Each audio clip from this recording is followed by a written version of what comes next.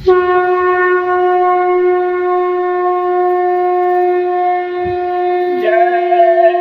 गुरुदेव, जय गुरुदेव। वक्त का जगाया हुआ नाम। जय गुरुदेव। क्या खा पी कर हुए खराब, अंडा मछली मांस शराब, विश्व बने धर्मात्मा, पापों का हो खात्मा। गुरुदेव। मेरे प्यारे गुरु दाता मंगता द्वारे खड़ा, मैं रहा पुकार पुकार, मेहर कर देखो जरा।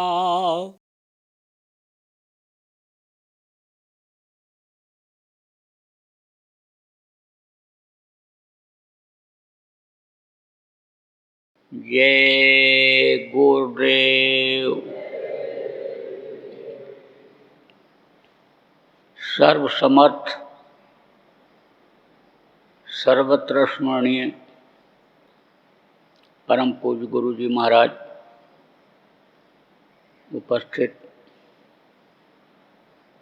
सभी साधक प्रेमी बच्चे एवं बच्चियों, आज 6 अगस्त 2020 सायंकाल की बेला, आश्रम उज्जैन। गुरु महाराज की अपार दया मेहर हुई और अपने लोगों को आज अभी एक साथ बैठ करके ध्यान भजन करने का अवसर मिला। अभी अपने लोगों ने ध्यान और भजन किया। ये ध्यान और भजन जो गुरु महाराज ने बताया, जो पिछले संतों ने बताया, ये अंतर्मुखी साधना है, अंतर्मुखी ध्यान है, अंतर्मुखी भजन है। अब इस अंतर्मुखी भजन में, ध्यान में सबको एक जैसा लाभ नहीं मिला। शरीर तो सबका एक जैसा है, हाथ पैर आँख कान सबके एक जैसे हैं, नामदानी सब लोग हो, लेकिन अलग अलग अभी पूछा जाए तो कोई कहोगे दया हुई है, कोई कहोगे कि अच्छा लगा, शांति महसूस हुआ, और अभी कहा जाए सही सही बताओ तो ज़्यादातर लोग ये कहोगे कि मन भगता रहा, उलझन में रहा, रुका नहीं एक जगह। तो जब आदमी भगता रहता है तब उसको शांति सुकून नहीं महसूस होता है। जब कहीं रुक जाता है तब उसको थोड़ा कहते हैं रिलैक्स मिल गया, आराम मिल गया। ऐसे ही मन जब भगता रहता है तब शांति नहीं मिलती है। अब मन किधर भगता रहा, दुनिया की तरफ भगता रहा, दुनिया की चीज़ों की तरफ भगता रहा, तरह तरह की इच्छाएं जो आपने पैदा कर लिया, मन उधर चला गया, समस्याओं को सुलझाने की तरफ चला गया, सामान इकट्ठा करने की तरफ चला गया, शरीर से जो आपको काम करना है आगे, दुनिया का काम, दुनिया की चीज़ों की चाह के लिए जो आपको करना है, उस इच्छा की तरफ चला गया। वो इच्छा खत्म नहीं हुई। तो अब आप बात को समझो कि पिछले सत्संगों में आपको बताया गया कि भाई कई बार जन्मना और मरना पड़ा, तो जो वो पुरानी आदत बनी हुई है, यानी समझो कि वो आदत जल्दी छूट नहीं रही है। कुछ लोग इसमें ऐसे भी हो जो जड़ पूजा में फंसे हुए थे और बाहरी पूजा में फंसे हुए थे, बाहरी साधना में फंसे हुए थे, हाथ से, पैर से, आँख से उपाय करके और फिर ध्यान लगाते थे, साधना करते थे। तो दुनिया की चीज़ों की उसमें ज़रूरत पड़ती है। जैसे मूर्ति बनाओ, जैसे किसी की भी बनाई हुई मूर्ति हो मंदिर में, तो वहाँ पैर से चल करके जाते हो बहुत से लोग।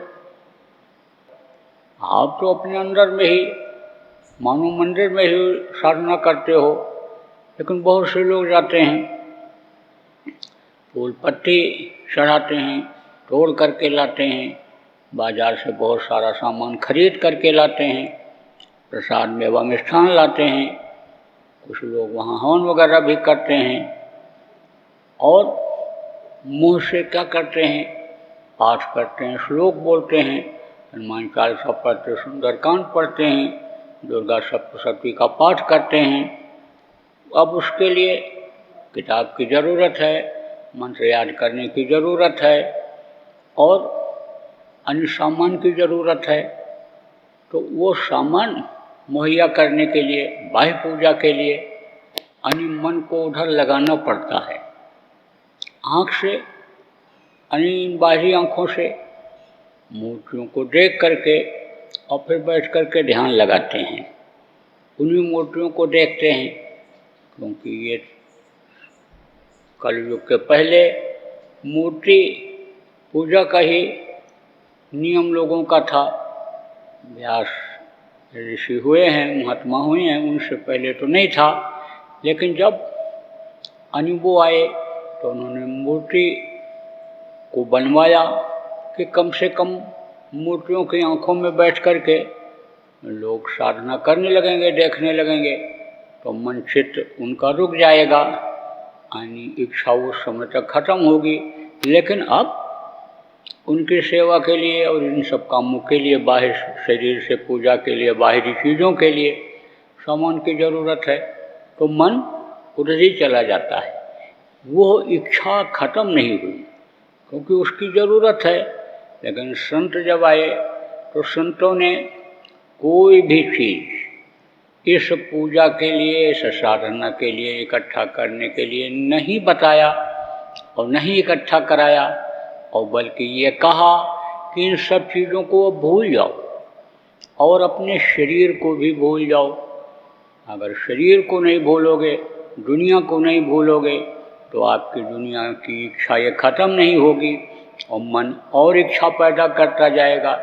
एक के बाद दूसरा, तीसरा, चौथा, पाँचवां, ये सब इच्छाएं अनंत हो जाएंगी और आप यानी अंतर की साधना नहीं कर पाओगे, बाह्य साधना में ही फंसे रहोगे।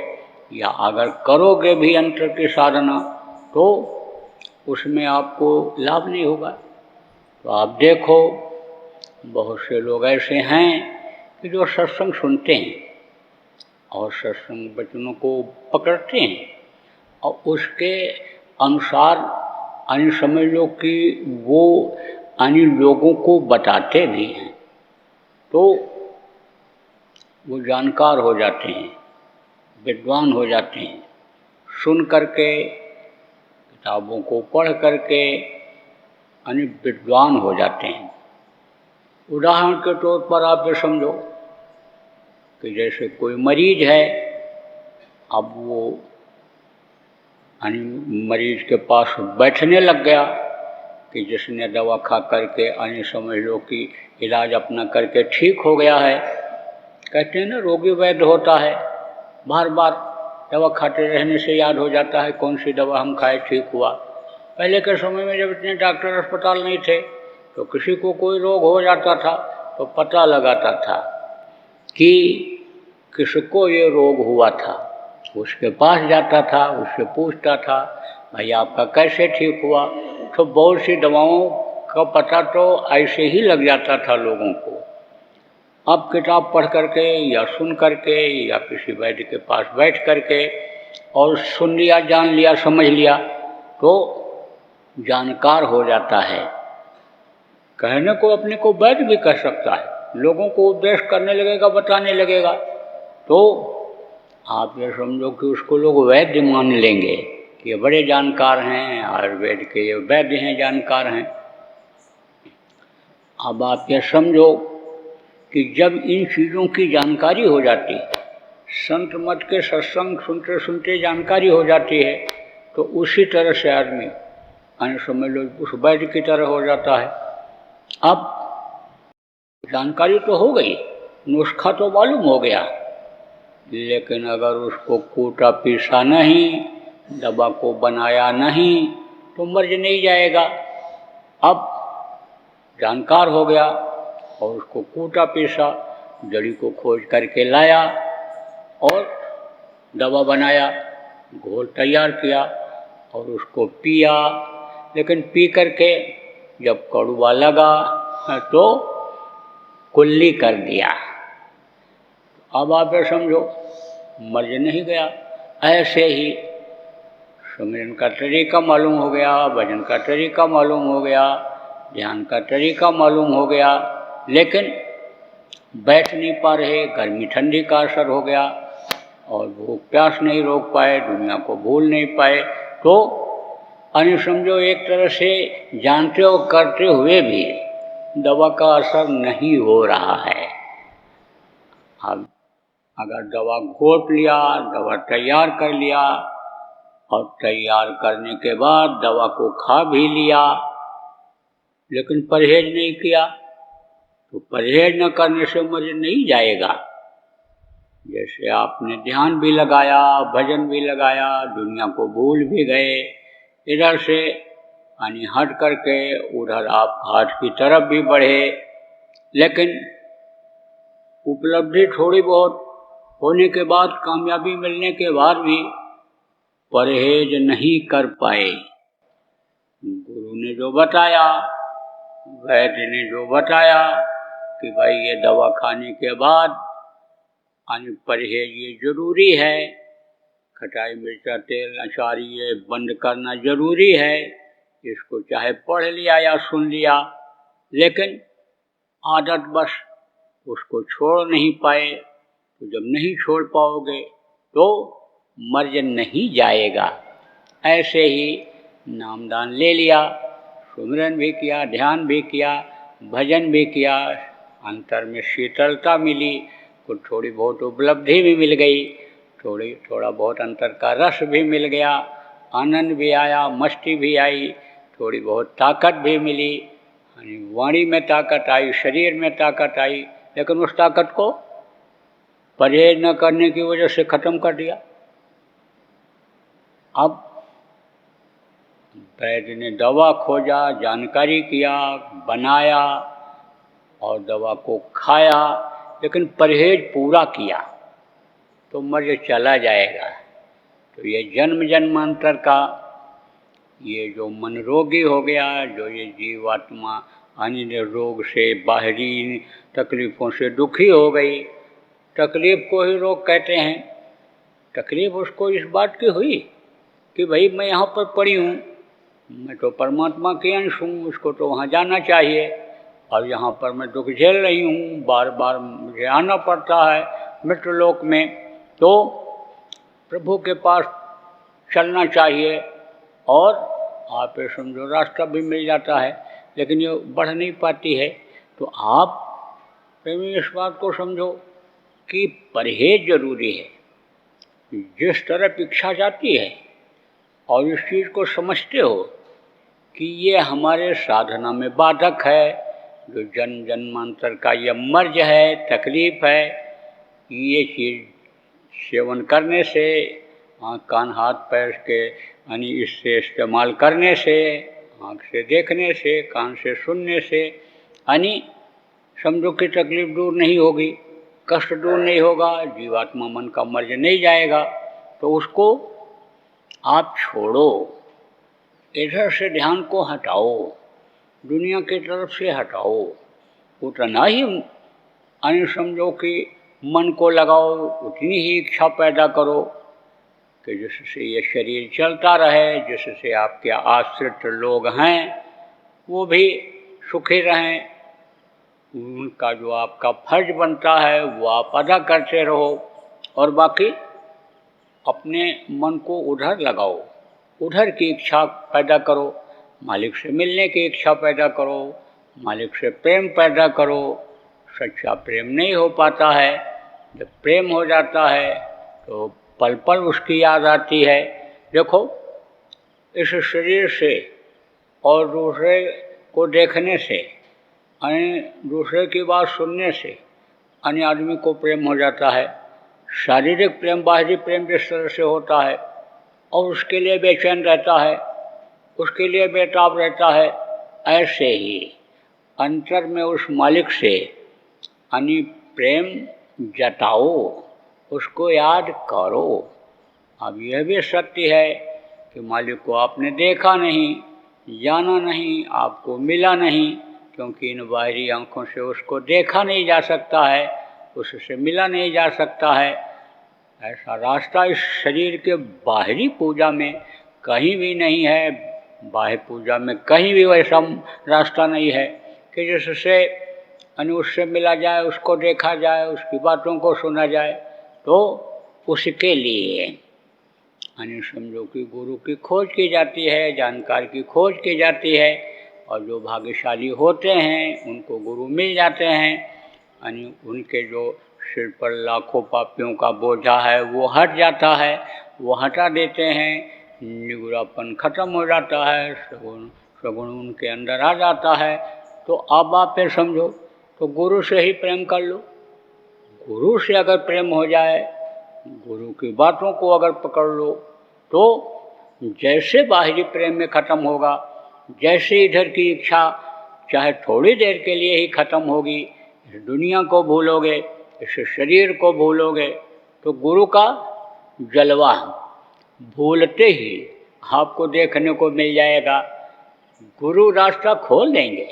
गुरु यानी समझो पूरा साथी होते हैं, जो समर्थ गुरु होते हैं, जिनका आना जाना उस मालिक के पास रहता है, मालिक की दया जिसके ऊपर रहती है इस मनुष्य शरीर में, यानी वो गुरु पूरा साथ निभाते हैं।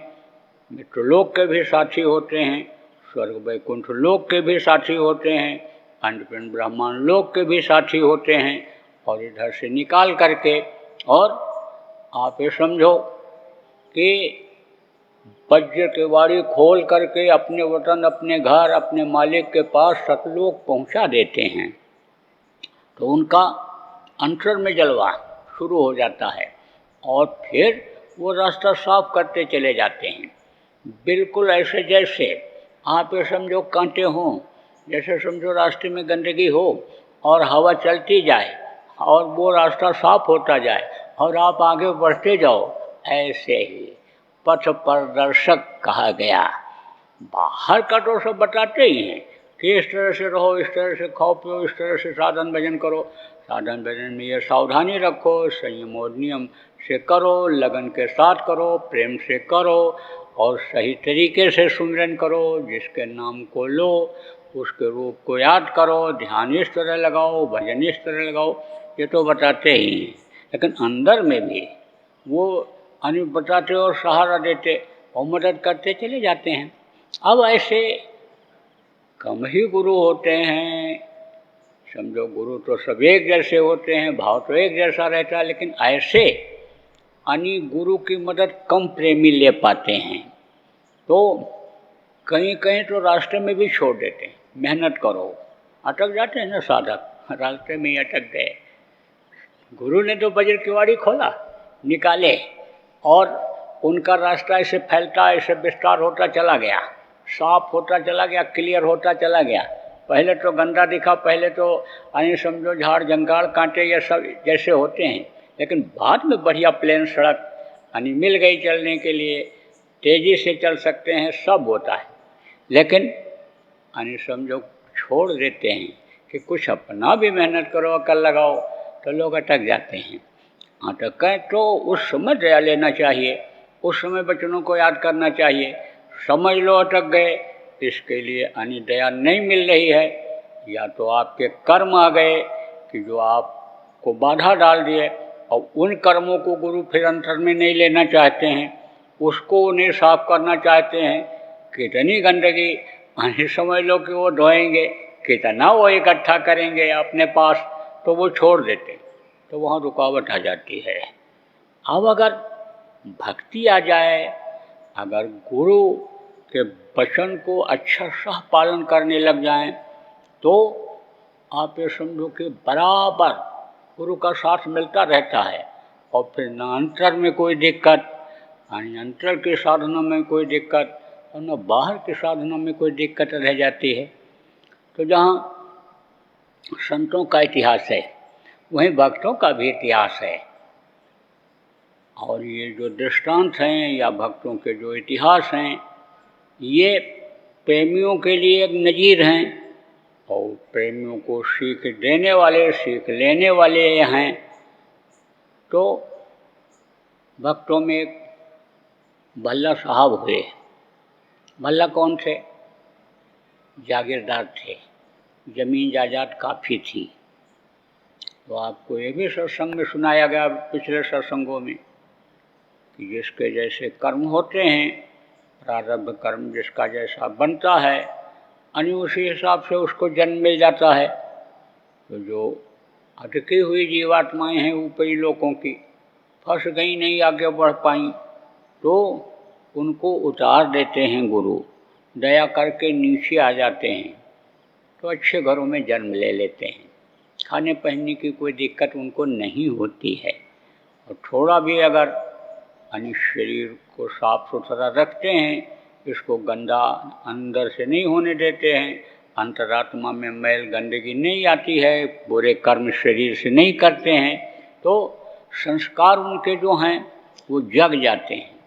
तो संस्कार जब जग जाते हैं, तो उस समय के जो मौजूदा संत होते हैं, मौजूदा जो यानी समझो शक्तियाँ होती हैं, उनके पास वो पहुंच जाते हैं। तो ऐसे ही इच्छा जगी जानने की, कुछ समझने की, जानने समझने की, सुनने से जब जानकारी हुई, खोजा उन्होंने, और खोजा जब सद्गुरु मिल गए, सद्गुरु के पास पहुंच गए, तो जैसा मैंने बताया कि इच्छा को ख़त्म करना पड़ता है, ऐसे ही दुनिया की तरफ से इच्छाओं को उन्होंने ख़त्म किया। तो चाह गई, चिंता गई, मनवा बेपरवाह, फिर ये मनवा बेपरवाह होने लग गया। जब दुनिया की इच्छा रखते हो, तब तो इधर से बेपरवाही नहीं होती है, उधर की परवाह करते हो, अपने घर की, अपने मालिक की परवाह करते हो, और जब इधर की इच्छा रहती है तो इधर की परवाह रहती है। तो धीरे धीरे यानी समझ लो कि सब समेटने लग गए। हम न देख रेख में यानी बहुत सी चीज़ें चली गईं, थोड़ा बहुत जो बचा उसको उन्होंने दे दिया, या उसके बदले में कुछ धन ले लिया, जो अच्छे काम में लगा दिया। इस चीज़ की जब जानकारी हुई कि भाई लक्ष्मी आई हैं, इनको अच्छी जगह लगाना चाहिए, अच्छी जगह खर्च करना चाहिए, यानी जनता से ये चीज़ हमको मिली है, जनहित में इसको लगाना चाहिए, तो बहुत सा जनहित का काम करके भी यानी समझ लो सब खर्च कर दिया उन्होंने। एक महल बचा था, थोड़ा बहुत खाने पीने का सामान था। अब आप ये समझो कि लेना देना होता है, कुछ समय के लिए रिश्ता जोड़ा जाता है जो पिछले जन्म का होता है, यानी कर्म लेना देना एक दूसरे का, उसी के हिसाब से ये परिवार वालों का साथ मिलता है। यही कारण है कि एक साथ दोनों का शरीर नहीं छूटता है, पति पत्नी का, बेटे का या और लोगों का शरीर एक साथ नहीं छूटता है। आप तो समझो कुछ न कुछ अंतर जरूर होता है। अकाल मृत्यु की बात तो छोड़ो आप, लेकिन ऐसे स्वाभाविक मृत्यु अलग अलग होती है, अलग अलग टाइम के लिए अलग अलग यानी समझो कि संबंध होता है एक दूसरे का। तो ये जो यानी एक दूसरे का संबंध वो खत्म होता है, लेना देना जैसे खत्म होता है तैसे साथ छूट जाता है। तो एक लड़का था, लड़का चला गया, समय पूरा हो गया उसका, औरत बची, कुछ दिन के बाद वो भी चली गई, उसका भी लेना देना इनसे जो था वो आधा हो गया, अकेले बचे। अब रोटी खा लेते और भजन करते, बराबर भजन से समय मिलता तो कुछ शरीर से सेवा करके परमार्थी काम कर लेते थे। तो कहते हैं कि जब सोना तपाया जाता है तब निखार आता है, जब हीरा को कसौटी पर कसा जाता है तभी उसकी असली पहचान होती है। ऐसे ही यानी जब परीक्षा गुरु लेते हैं और परीक्षा में जब पास हो जाता है तभी उसका इतिहास बनता है। और भक्त के साथ फिर यानी कहा गया भगवान का नाम होता है। भक्त अगर न हो तो भगवान की कीमत नहीं, मुरीद न हो तो मुर्शिद की कीमत नहीं। यानी समझ लो कि भक्त न हो, शिष्य न हो तो संत सद्गुरु की कीमत नहीं होती है। तो उनके गुरु ने धीरे धीरे इनको कसना शुरू किया। दक्षिणा पहले भी लेते रहे, मांग लिया करते थे, फिर जमीन जायदाद बेच करके जो रुपया पैसा था, जो सोना चांदी था, वो बेच करके दे दिया करते थे, रुपया पैसा दे दिया करते थे। तो अब तो ज़्यादा कुछ बचा नहीं था। तो गुरुजी ने संदेशा भेजा, अब अल्लाह से कह दो 1000 स्वर्ण मुद्रा दे दे। स्वर्ण मुद्रा चलती थी। स्वर्ण मुद्रा किसको कहते हैं? सोने के सिक्के, जिनको बहुत से लोग आप गिन्नी कहते हो, कुछ लोग अशर्फी कहते हैं। इस तरह के सिक्के चलते थे सोने के। तो बोले कि 1000 मुद्रा कह दो दे दें। अब 1000 मुद्रा कहाँ से दें? जमीन नहीं, जायदाद नहीं, केवल एक महल बचा हुआ। तो गुरु से ही प्रार्थना किया कि आप अपने आदेश का पालन मुझसे करा लो। बगैर आपकी दया के कुछ नहीं हो सकता है, बगैर आपकी दया के भक्ति भी नहीं पूरी हो पाएगी, आपके आदेश का पालन भी नहीं हो पाएगा। तो जब दया किया तो महल 1000 स्वर्ण मुद्रा में ही बिका। अब महल बेच करके दे दिया तो रहने की जगह नहीं रह गई। तो कहते रहने की जगह नहीं, सारा जहां हमारा।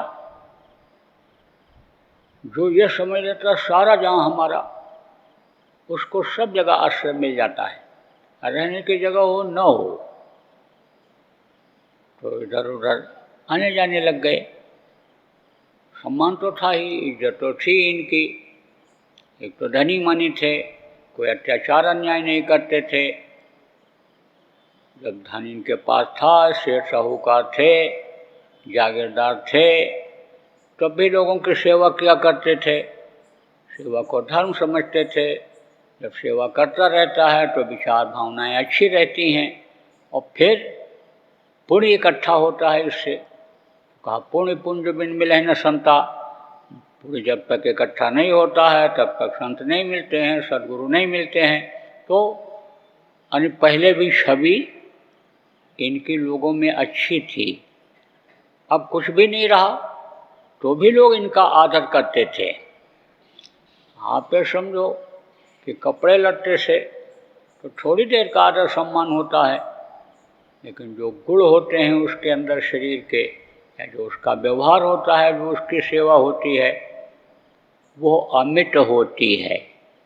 जो आदमी अच्छा काम करके यश कमा लेता है, वो यश कभी भी नहीं खत्म होता है। आप समझो कहा ना, काह न अवला कर सके, कहाँ न सिंधु समाए, कहाँ न पावक जल सके, काल काय न खाए।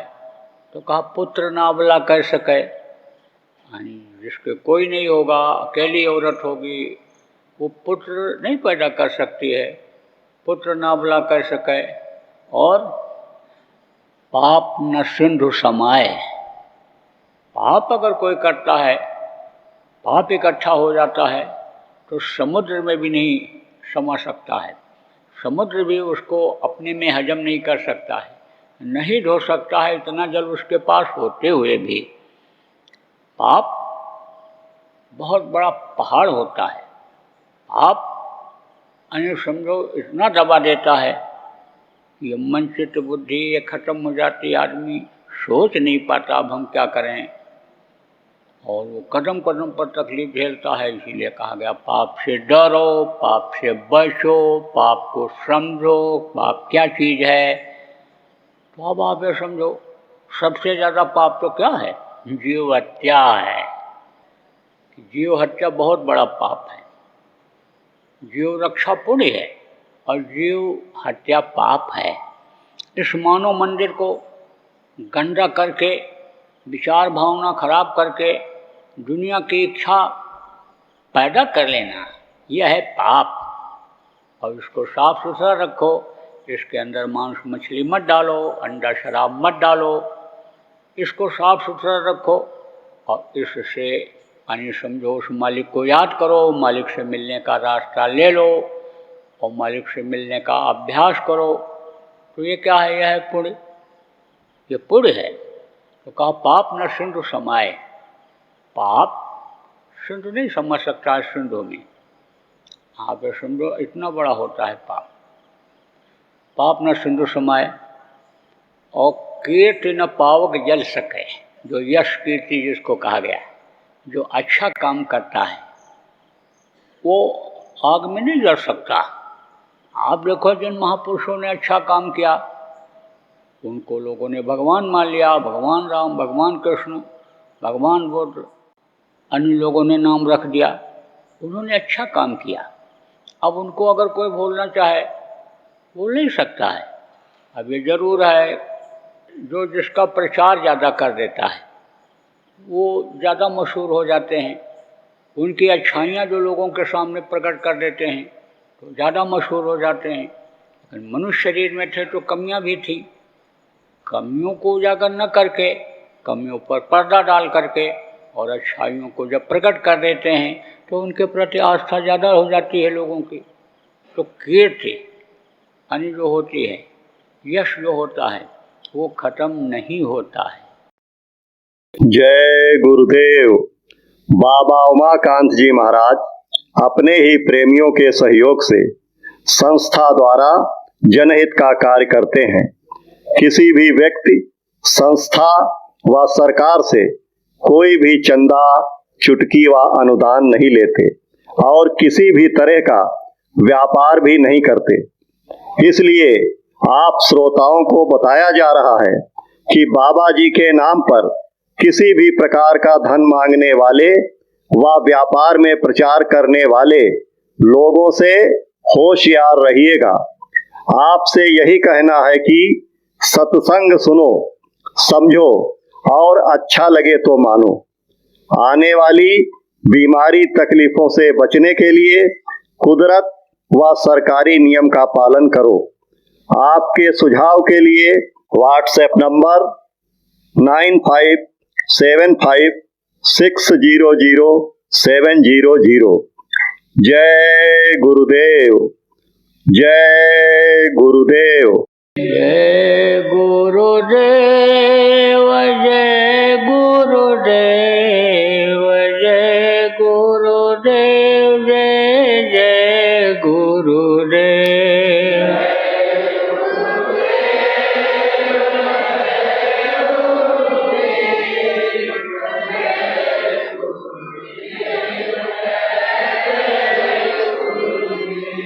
जय गुरुदेव, जय गुरुदेव, जय गुरुदेव, जय जय गुरुदेव।